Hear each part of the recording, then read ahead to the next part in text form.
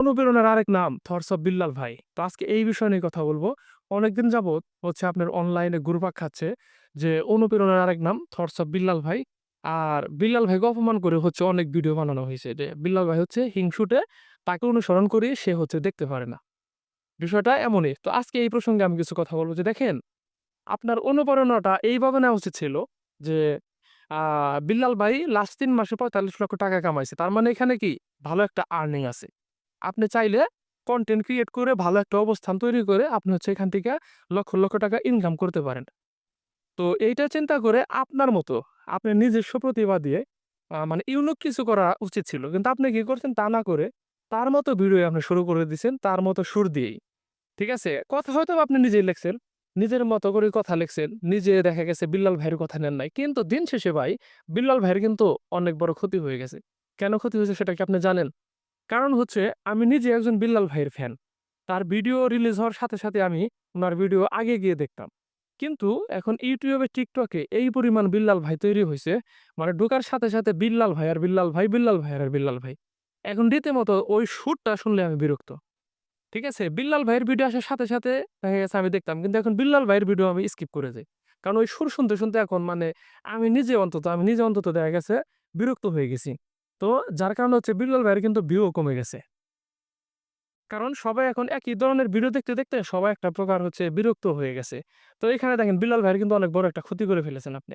আপনি যদি নিজের মতো করে ভিডিও বানাইতেন মানে ইউনিক কিছু, তাহলে কিন্তু বিল্লাল ভাইয়ের এই ক্ষতিটা হইতো না। জাস্ট আপনি অনুপ্রেরণাটা তার কাছ থেকে নিতেন যে না, এখান থেকে ভালো কিছু আ করলে পরে ভালো ইনকাম করা যায়। কিন্তু আপনি সেটা না করে তার মতো করে তার ঢঙেই বলতেছেন। এখন অনেকেই বলে যে আমি তো বিল্লাল ভাইয়ের মতো করে বিল্লাল ভাইয়ের কথা নিচ্ছি না। বিল্লাল ভাইকে কপি করতেছি না। ভাই আপনার কথা হয়তোবা স্ক্রিপ্ট হয়তো আপনি নিজে লিখতেছেন। কিন্তু বলার যে ঢং, এই ঢংটাই কিন্তু মেইন। আপনি কি জানেন যে বিল্লাল ভাইয়ের যে কথা বলার ঢং, এই ঢঙে তাকে সুপার হিরো করছে। বিল্লাল ভাইকে সুপার হিরো করেছে তার কথার ঢঙে।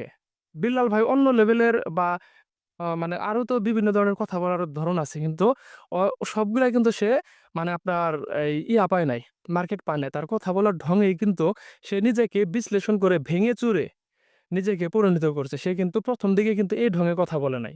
সে নিজেকে ভেঙে চুরে চুরমার করে দিয়ে সে এখানে হচ্ছে আসছে। এই কথাটা বলার ধরনটা সে নিজে ক্রিয়েট করছে। তো তার বলার ধরনই হচ্ছে ঢঙই হচ্ছে তাকে আজকে সুপার হিরো বানিয়ে দিয়েছে। তার কথা বলার ধরন। তো আপনি কিন্তু সেই তার মূল সম্পদ যেটা, সেটাই কিন্তু আপনি নিয়ে নিচ্ছেন। তার বলার যে ঢং, সেই ঢংটাকে আপনি কপি করে আপনি হয়তোবা কথা লিখে আপনি চালিয়ে দিচ্ছেন। যার কারণে বিল্লাল ভাইয়ের ভিউজ কমে গেছে। আমি নিজে একজন বিল্লাল ভাইয়ের বিশাল বড় ডাই হার্ড ফ্যান ছিলাম, কিন্তু আমি তার ভিডিও এখন দেখি না। কারণ ওই যে বললাম বিল্লাল ভাইয়ের এখন অভাব নাই। এখন হচ্ছে অনলাইনে বিল্লাল আর বিল্লাল, বিল্লাল আর বিল্লাল। ঠিক আছে? তো যাই হোক আমি নিজেও হচ্ছে ১ম দিকে আমি কনটেন্ট ক্রিয়েশন শুরুই করেছিলাম কবিতা দিয়ে। তো কবিতা দিয়ে শুরু করেছিলাম কিন্তু বিল্লাল ভাইয়ের ঢঙে না। তো হঠাৎ করে বিল্লাল ভাইয়ের একটা ভিডিও আমার সামনে আসে। তো তারপরে থেকে আমি কয়েকটা ভিডিও বিল্লাল ভাইয়ের ঢঙেই বানিয়েছিলাম।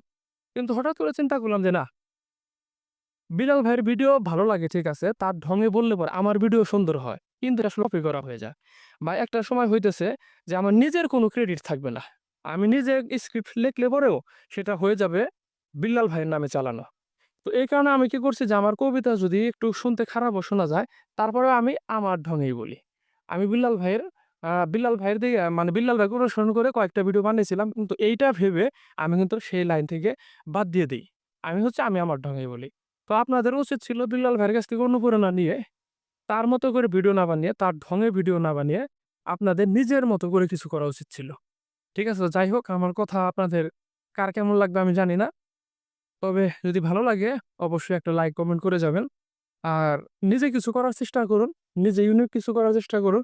তাহলে হচ্ছে জিনিসটার আত্মতৃপ্তিটা আপনাকে বেশি দিবে।